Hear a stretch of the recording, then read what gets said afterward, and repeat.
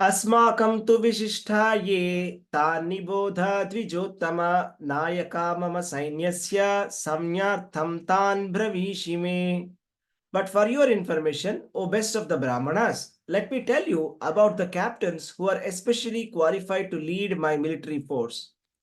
Bhavan Bhishmascha Karnascha Kripascha Samitinjayah Ashwathama Vikarnascha Saumadatti.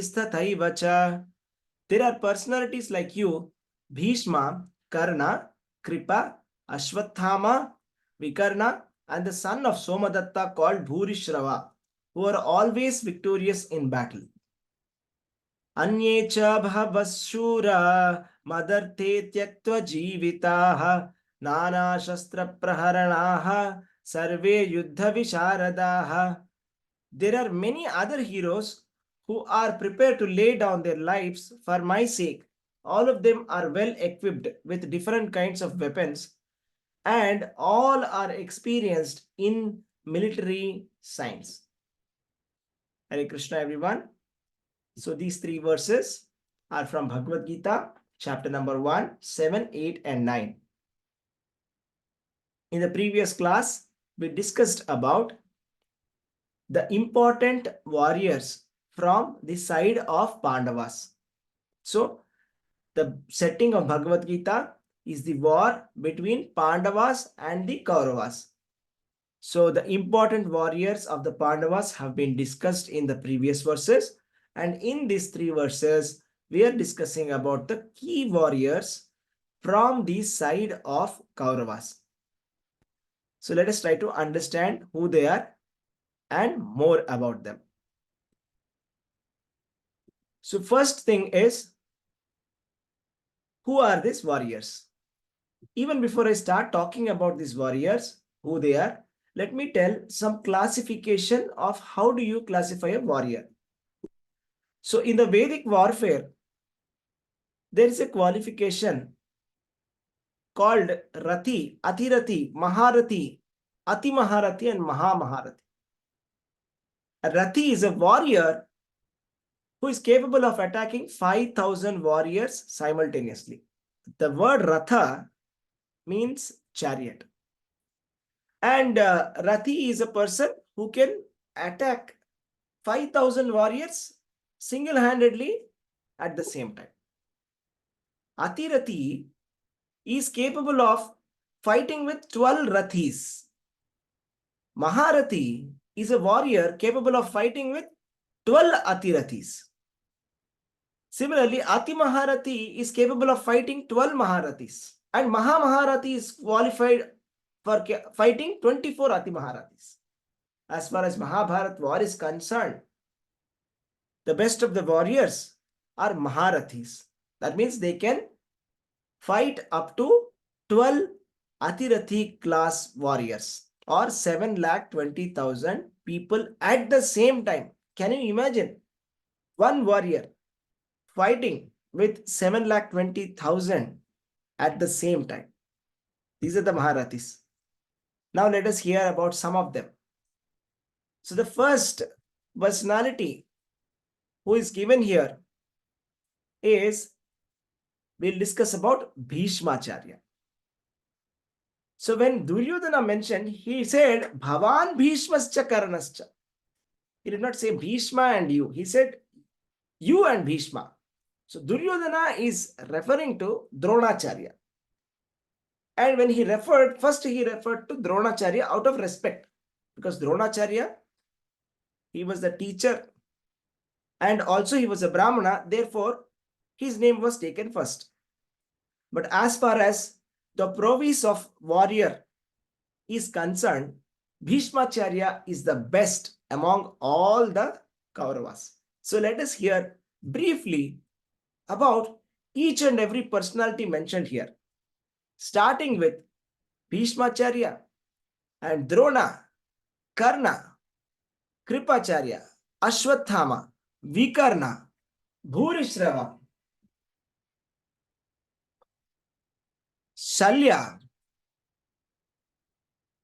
Kritavarma, Jayadratha, all of these people. So let us start the story of Bhishmacharya. So Bhishmacharya is very well known personality in Mahabharata. His original name was Devadatta. He was the son of Shantanu and Ganga Devi. And unique thing about Bhishmacharya is to fulfill his father's desire that he wanted to marry the daughter of a fisherman, Satyavati.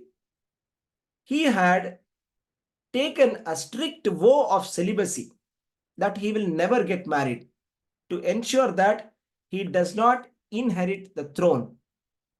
And he also vowed that he will make sure that the son of Satyavati and the descendants of Satyavati, they will be on the throne and he will protect the throne. And that's the reason why he got the name Bhishma.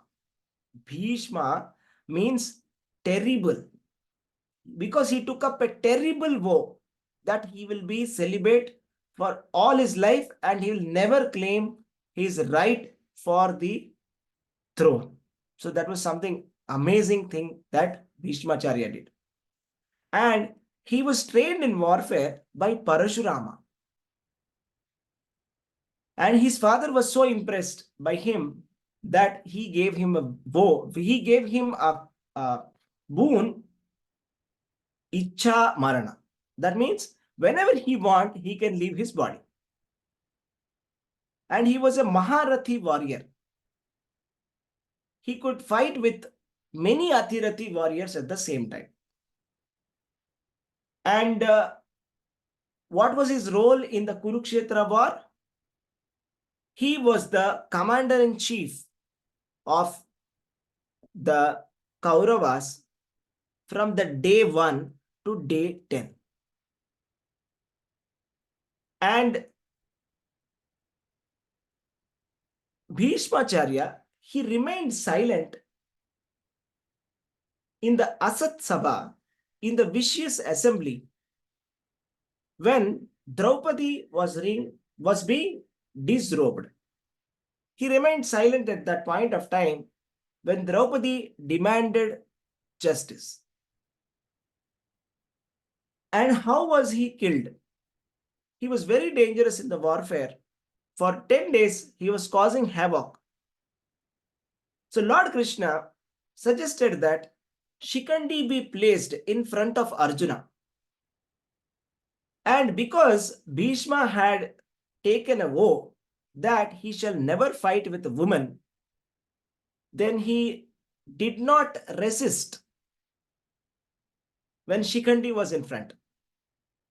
So Arjuna attacked him.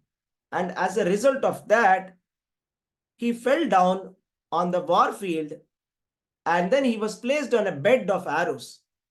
After the Mahabharata war was finished, he was on the bed of arrows for a long time. And then he spent the last days giving instructions on religious principles to Yudhishthira Maharaj.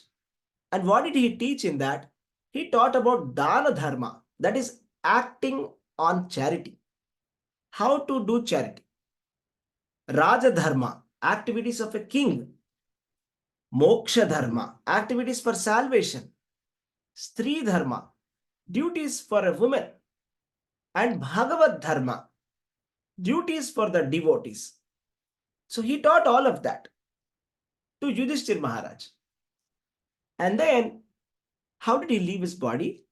He left his body in the presence of Lord Krishna, doing prayers to Lord Krishna. So his death was also glorious. His life was glorious and his death was equally glorious. And this is how he prayed to Lord Krishna.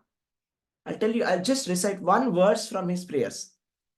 Yudhitura garajo vidhumra vishvak kachalulita shramavaryalankritasye mama nishita sarair vibhidyamana Tvachivilasat kavachestu Krishna Atma.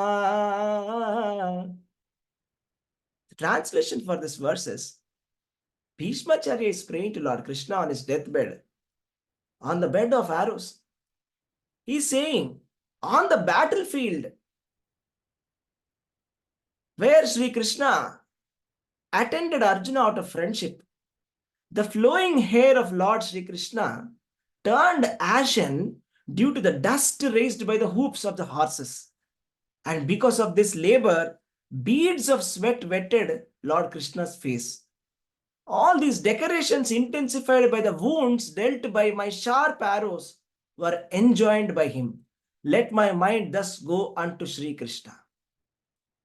So this was one of the prayers that he did at the last moments of his life, where he is remembering how Lord Krishna was appearing in the battlefield of Kuruksetra, very eager to protect Arjuna. So that was about Bhishmacharya. Now, we will talk about Dronacharya. So Dronacharya, he was a Maharathi warrior, and he learned his skills from Parashurama. He was a Brahmana by birth, and then he came from poverty, and he was in a position where he was not even able to give proper food or milk to his son, Ashwathama. And then he was married to the twin sister of Krupacharya called Kripi. And then Dronacharya, he accepted to become the martial teacher of the Kauravas and the Pandavas. That means he was more or less like a teacher, royal teacher appointed by Bhishmacharya. So therefore he was supported by the Kuru kingdom.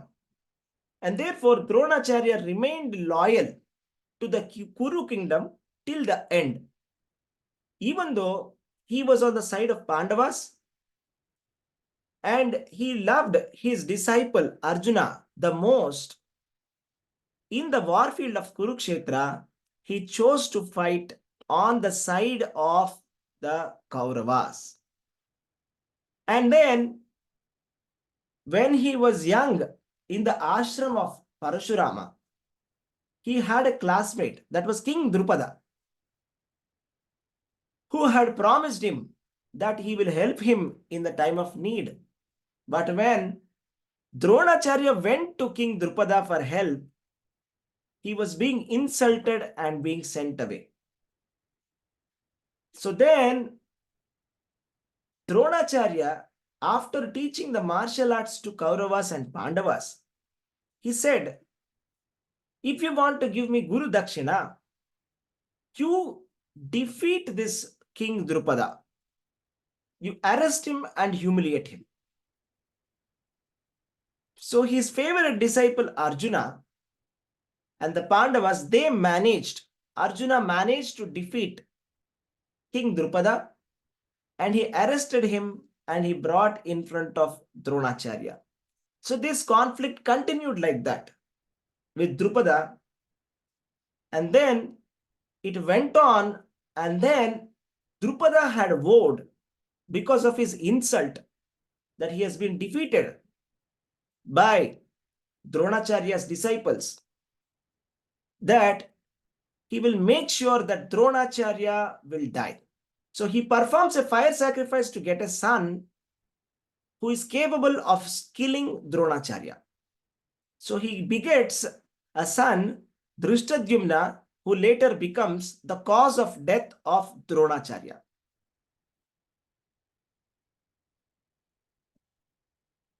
He loved his son Ashwathama very, very much. That was his weakness.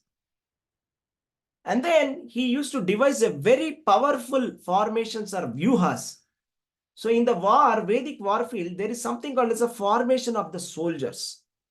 Example is Chakra Vyuha. Vyuha means formation of soldiers. So it is a strategy of placing all the soldiers on a certain pattern in such a way that there is a certain kind of attack for the opposing party. In the war of Kuruksetra, he was the commander-in-chief between the day 11 to day 15. And how he had to be killed. It was impossible to control Dronacharya. We just discussed his weakness. His weakness was his son, Ashwathama. So Lord Krishna, he devised a strategy in such a way that there was a rumor that was spread that Ashwathama was killed. And Lord Krishna, he told Bhima to tell that Ashwathama died. Bhima said, but Dronacharya did not believe it. And then he said, Yudhishthira, you tell that Ashwathama died. Yudhishthira Maharaj was hesitant. So hesitantly, he said that Ashwathama hataha. Slowly he said Kunjaraha. An elephant by name Ashwathama has died. But as soon as Dronacharya heard this coming from the lips of Yudhishthira Maharaj, who was known for his righteousness, he just crashed and he was unable to fight any longer. So he sat down in yoga meditation. At that point of time, Drishtadyumna, the son of Drupada, who had vowed the death of Dronacharya, he beheaded Dronacharya. So that was about Dronacharya. Now we will talk about Karna. So Karna is the eldest son of Kunti,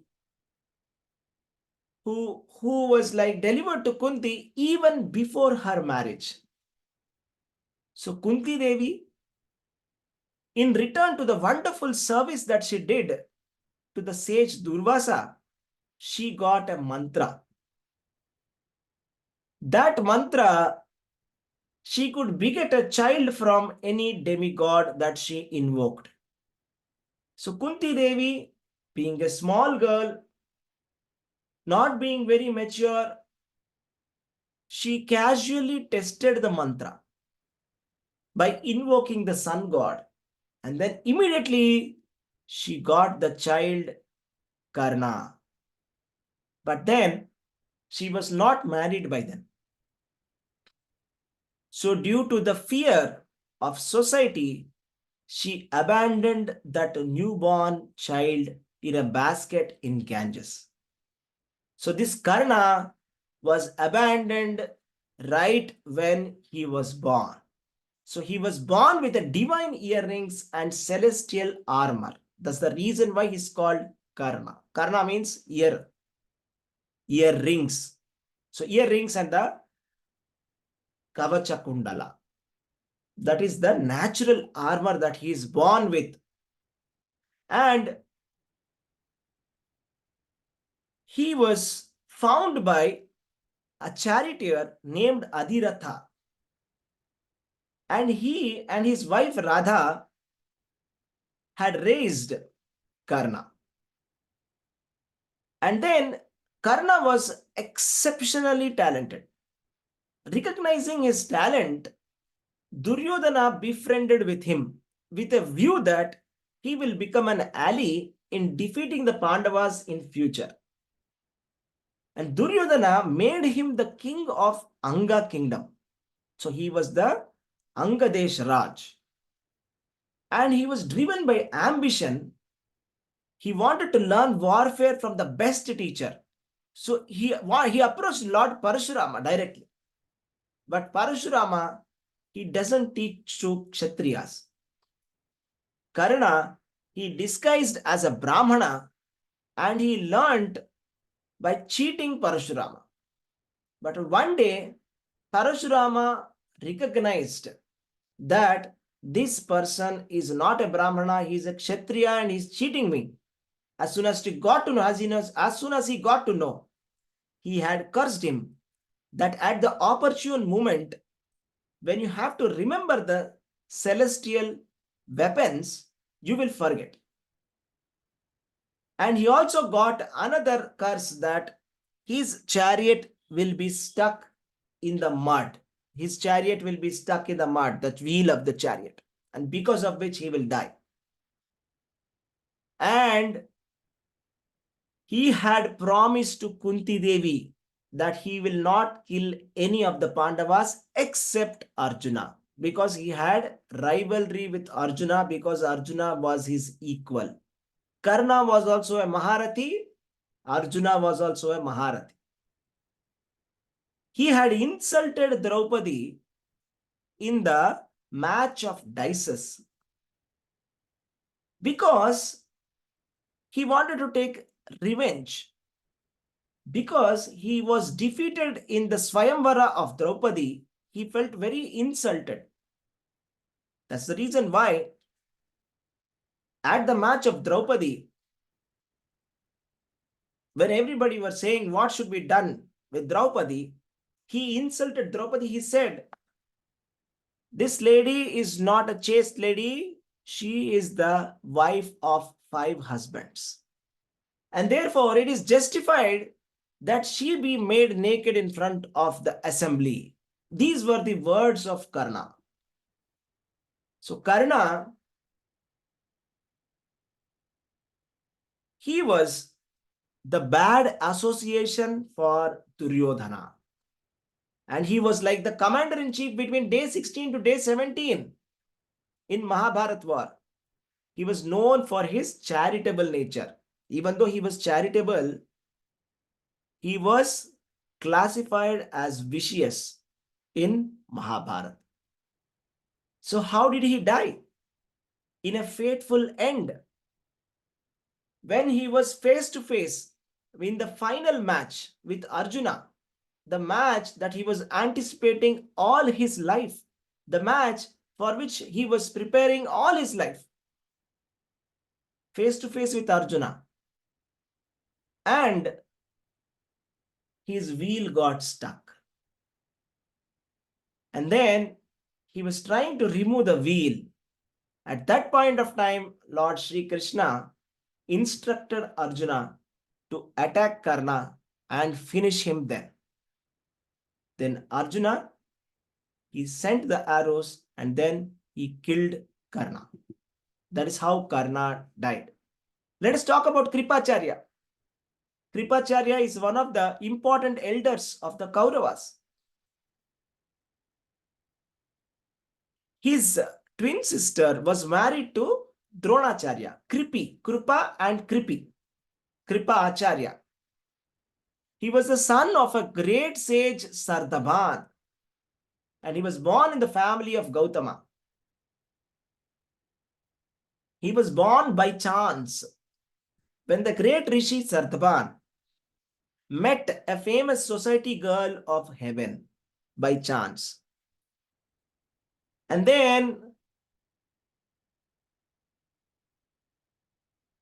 from the semen discharged by Rishi Sardhaban, there were 2 parts. One part became a male child, Kripa. One part became a female child, Kripi. And then Maharaj Shantanu saw these 2 children and he brought up these children.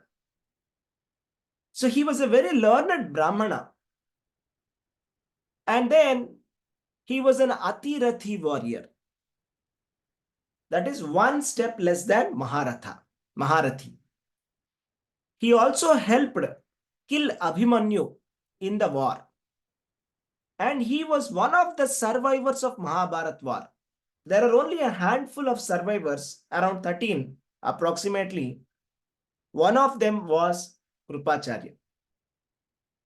At the end of the battle, that is after the battle ended, Kripacharya became a member of the royal assembly of Yudhishthir Maharaj, and he was invited to chant the Vedic mantras, especially during the birth of Parikshit Maharaj, the grandson of Arjuna, when he was born. And then Kripacharya was given charge of Maharaj Parikshit when the Pandavas decided to retire to the Himalayas. So Kripacharya, even though he has been offensive to the Pandavas, since he was doing his duty, he was only performing it as a duty. And he was very well respected by all the Pandavas, by all the Kauravas. And finally, he was appointed as the main priest. He took charge of Maharaj Parikshit for teaching him political science.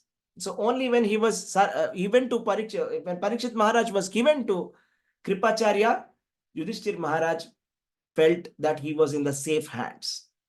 Let's talk about Ashwathama. Ashwathama, he was made commander after day number 18. Ashwathama, he is born from one of the Amsha of Lord Shiva. And he was the son of Dronacharya. And he was burning with vengeance that his father was killed in an unfair way by the Pandavas, by Drishtadyumna. And he wanted to exterminate the complete race of Pandavas. So, after the 18 days, he went to the Duryodhana, who was on the ground after being attacked by Bhima, just waiting for his death. And he said, "Make me the commander-in-chief, and I shall go and fight with the Pandavas in their tent." And he was made the commander-in-chief, and he went to the tent of Pandavas. There, he saw that Lord Shiva was protecting their tent. And then he does austerity to Lord Shiva, and then Lord Shiva gives him a boon that he will become very powerful for that night. And he goes on inside the tent of Pandavas. Fortunately, the Pandavas were not present at that point of time. And he kills everybody in the tent.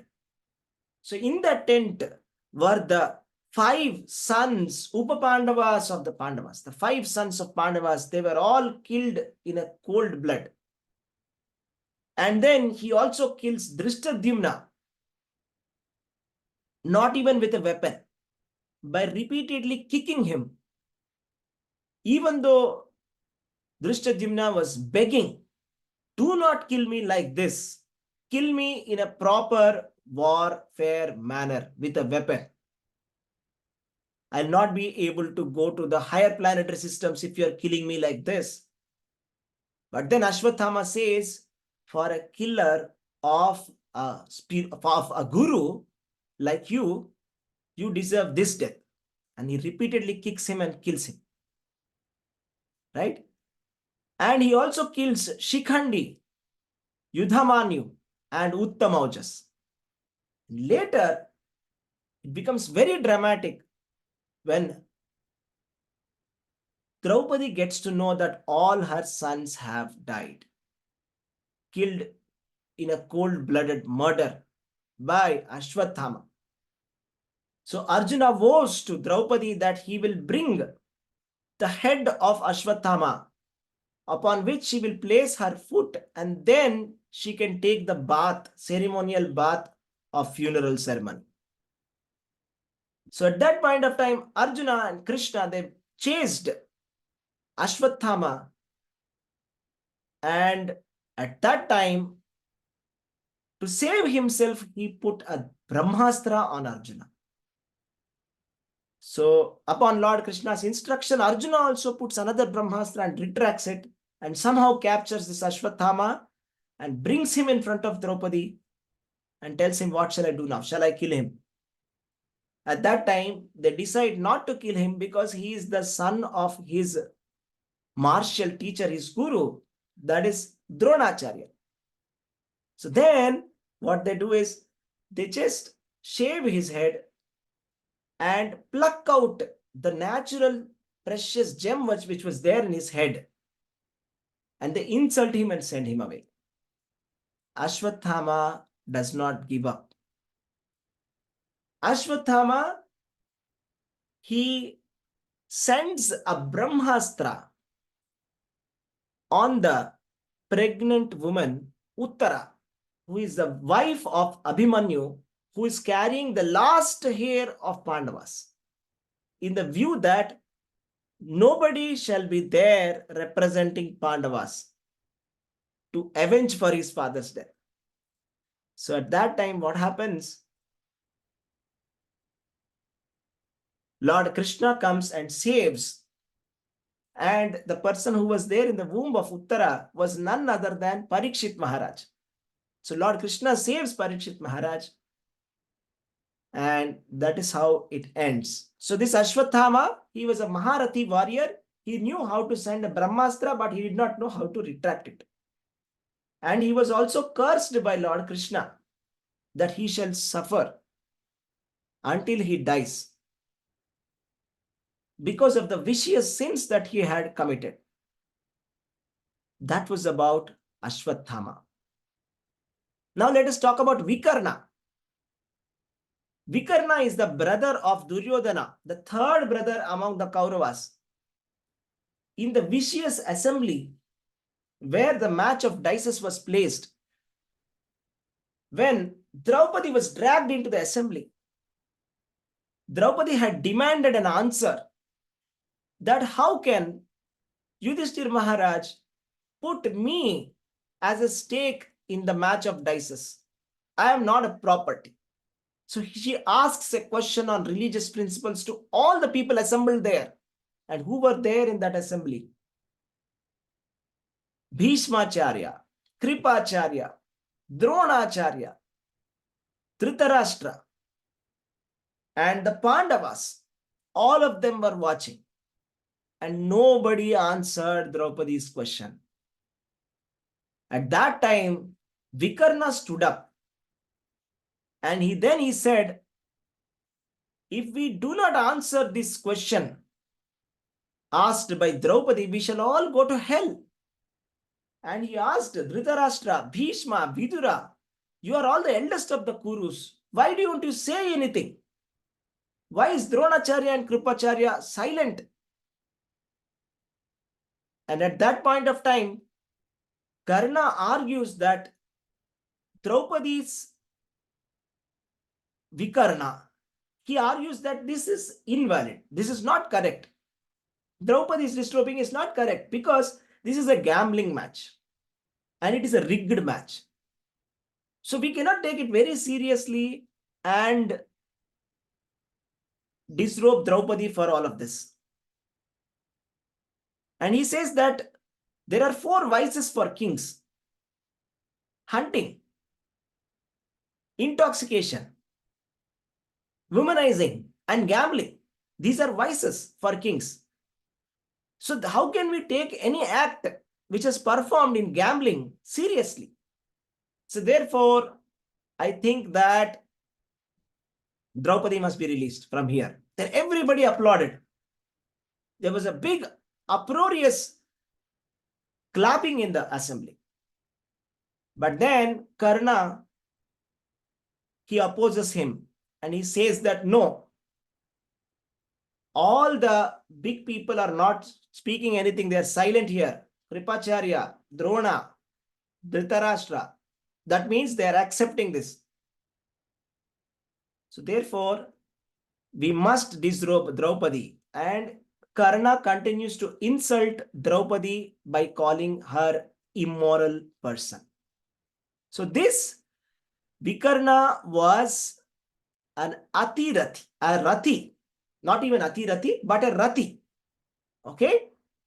So he fought on the side of Kauravas and he was killed by the Pandavas, and Bhima had lamented for his death that we had to kill him. He was the only person who has opposed disrobing of Draupadi, at least from the side of Kauravas. We had another person, that is Vidura, also had opposed it. Let us talk about Bhurishrava. Bhurishrava is the grandson of King Bahalika.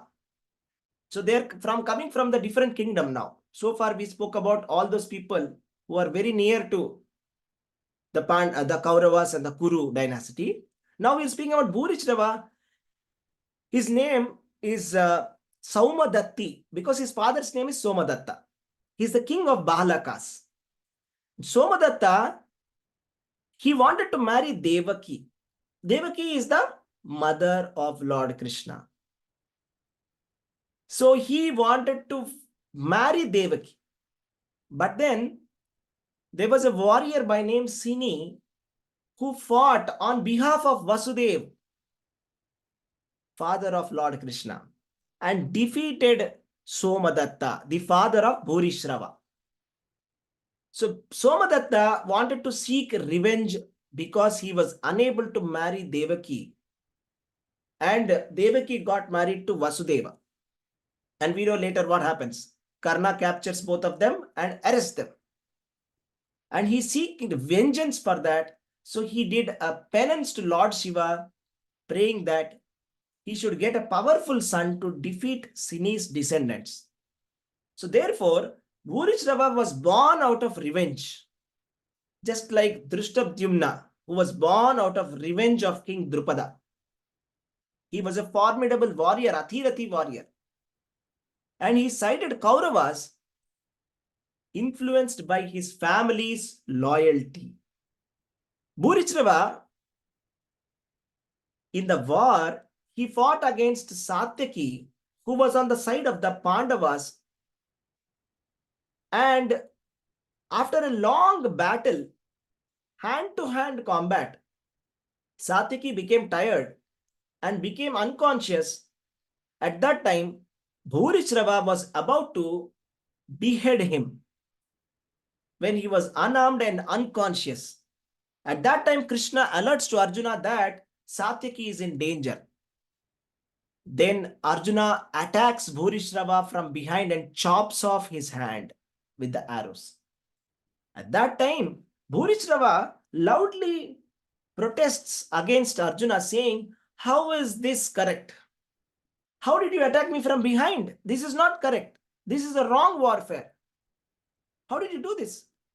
Then Arjuna reminded Bhurishrava how he had broken the rules of warriors when he had killed Abhimanyu. Then Bhurishrava hangs his head in shame. And then he meditates in yoga system.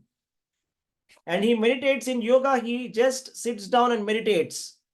At that time, Satyaki wakes up from his swoon and then he beheads this Bhurishrava when he was unarmed. So this is the karma. He wanted to kill a person who did not have any weapons, but then the fate turned out that he was killed when he did not have any arms in his hand. And then we'll talk about Shalya. Shalya is the king of Madra. Who is Madra? And his sister is Madri. Who is Madri? Mother of Nakula and Sahadeva. Maternal uncle to Nakula and Sahadeva. So naturally favorable to Pandavas. But he fought on the side of Kauravas. Why did he fight on the side of Kauravas if he is the maternal uncle of Nakula and Sahadeva? So he was made the commander-in-chief of the Kauravas on day 18. The story of Shalya is very interesting. He was an Athirathi warrior. One day, he mistook the tent of the enemy and he accepted their hospitality. Duryodhana very carefully designed a plan. Without revealing whose tent it was, he invited, or somehow this king of Madri, Shalya, went inside the tent of Kauravas before the war. And he was nicely entertained. Wonderful hospitality. At that time, Duryodhana came out and he said, "This is my tent." Shalya He was pleasantly surprised and he said, he embraced Duryodhana and he said, tell me, what do you want? You have done such a nice hospitality. So then he said, please fight on our side. Even though he didn't want to fight, being the maternal uncle of Nakula and Sahadeva, being the brother of mother of Nakula and Sahadeva, the Pandavas, he had to fight on the side of Kauravas. But then Lord Krishna instructed him to fight on the side of Pandavas indirectly. So this was helpful for the Pandavas. How?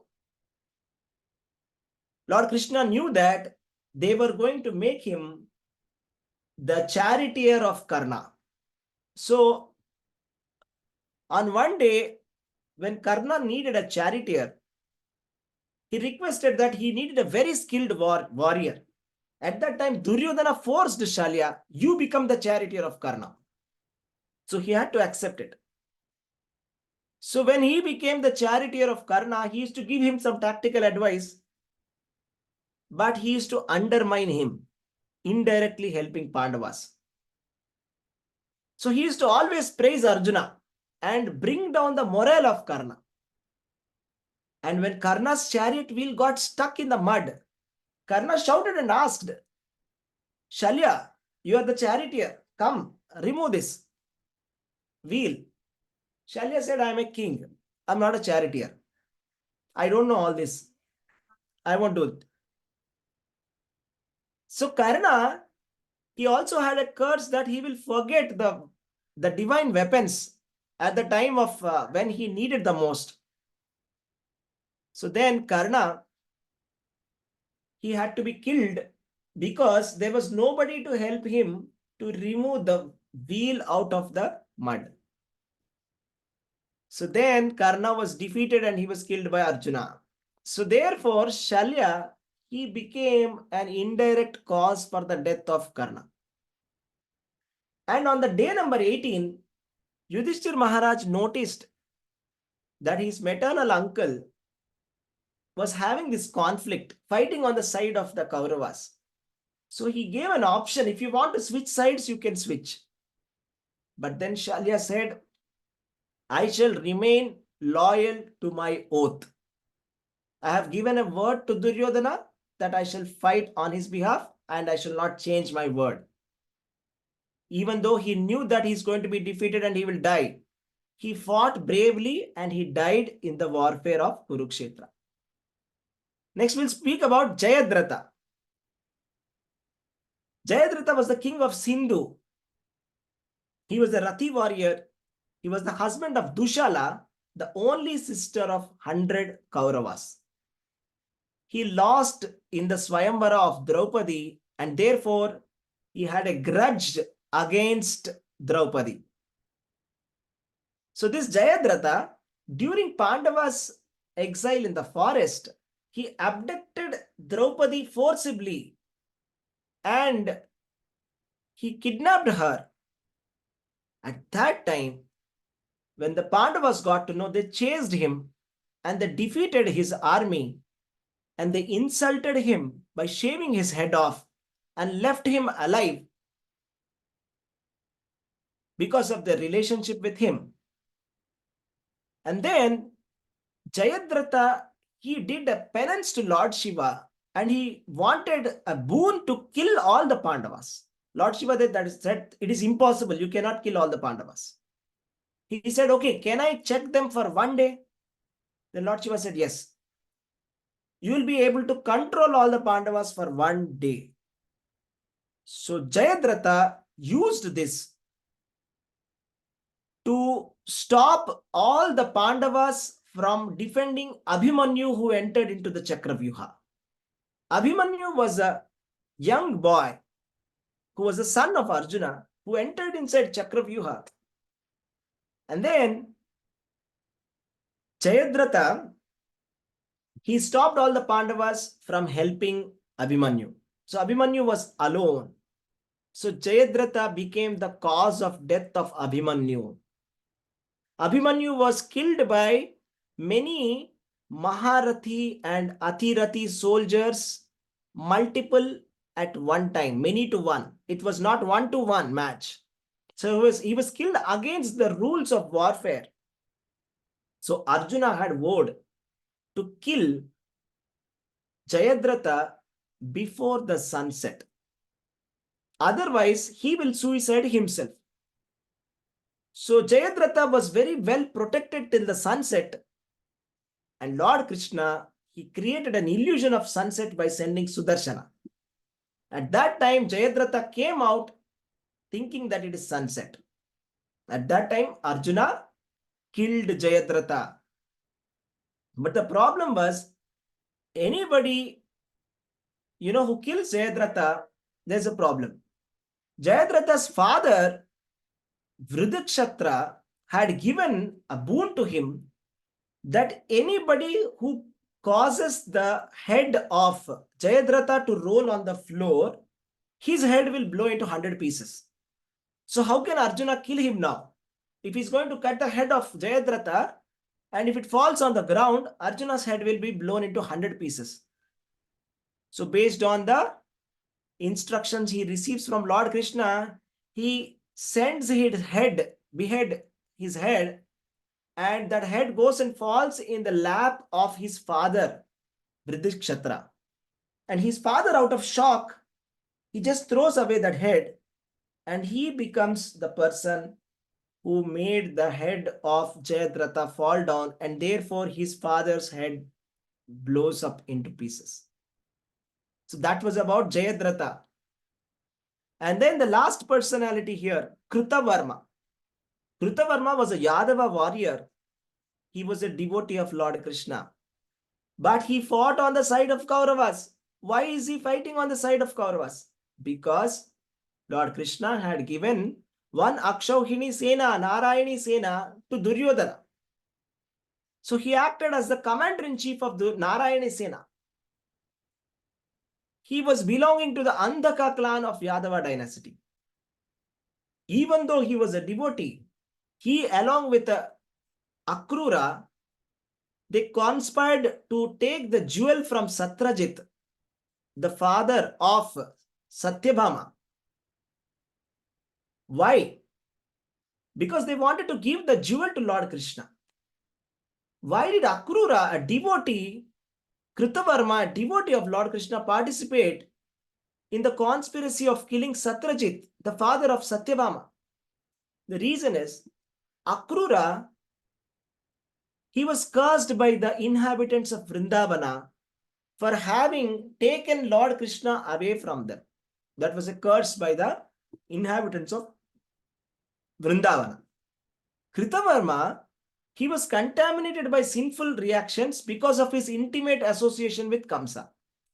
Because of the sinful association of Kamsa, because of that contamination, he performed this conspiracy to kill Satyajit and steal the jewel, Samantakamani.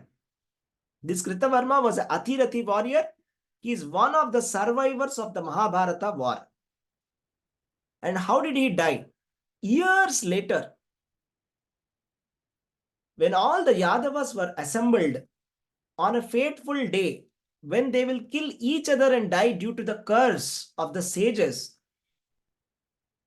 a war erupts suddenly within the Yadavas because they were intoxicated. Kritavarma insults Satyaki, reminding him how he had unfairly killed Bhurishrava. He reminded that Bhurishrava did not have arms in the hand. At that time, you killed him. So at that time, they started to argue, but you fought on the side of Kauravas. How can you speak? So like that, there was a big argument. And then it resulted in a war within the Yadavas, and all the Yadavas died in the war. So what is the conclusion of all of this? We spoke about so many commanders here, right? So many warriors. So many great warriors are here. See, the conclusion here is all of them would die. This is the conclusion. Because they all sided Duryodhana, with some exceptions of some people like Kritavarma, Kripacharya. All of these people who are mentioned here are going to die. So I'll tell you the conclusion. what do we learn from this?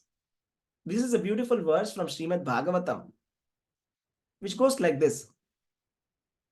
Yo bhishma karna guru shalya chamushva bhadra rajanya varya ratha mandala manditashu agre charo mama vibhorata yuta panam ayur manamsi chadrisha saha oja archat.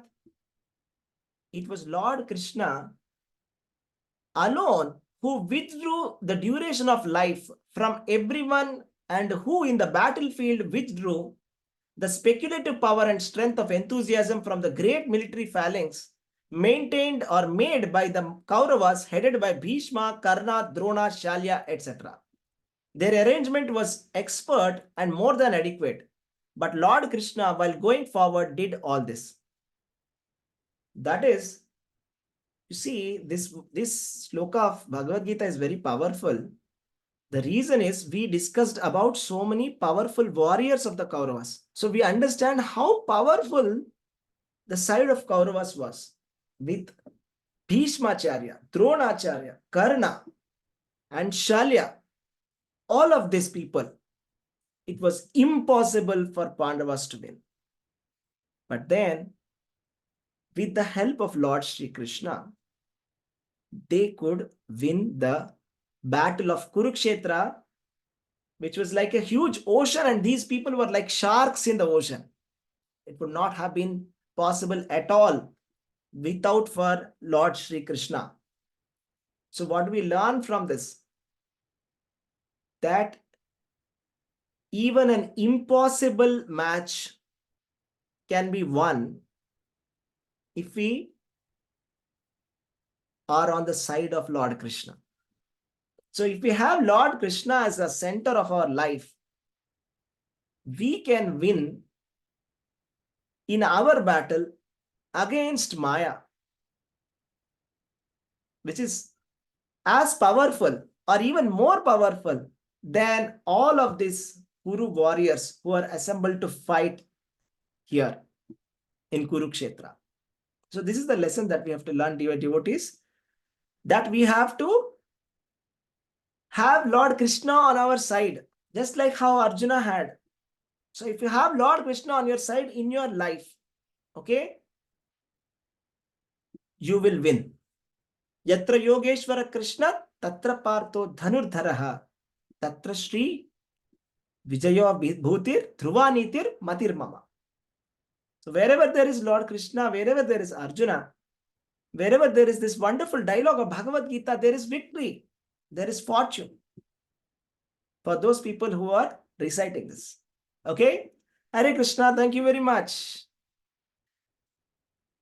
Any questions? Hare Krishna. Hare Krishna, Prabhuji. Wonderful session. Thank you. Thank you, Prabhuji. Hare Krishna. Hare Krishna, Prabhuji. Wonderful session. Very nice it was. Thank you, very much. Prabhuji. Hare Krishna.